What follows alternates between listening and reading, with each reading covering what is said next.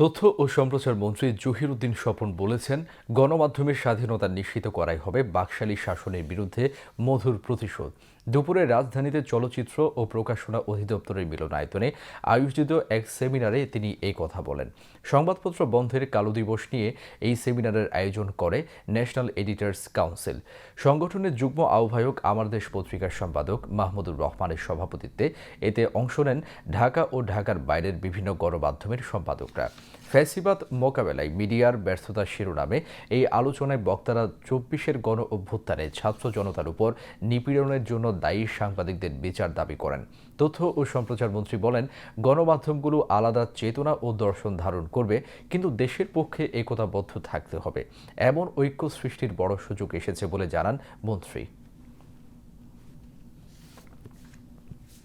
যারা খ্রিস্ট দিবস তৈরি করেছিল, বিপরীতে ১৬ই জুনকেই আমরা দাঁড় করতে পারি গণমাধ্যমের স্বাধীনতার প্রাতিষ্ঠানিক কাঠামোর দিন। সম্ভবত ফ্যাসিবাদ এবং স্বৈরতান্ত্রিক মানসিকতার বিপরীতে গণতান্ত্রিক মূল্যবোধের এর চাইতে কোনো মধুর প্রতিশোধ আর হতে পারে না।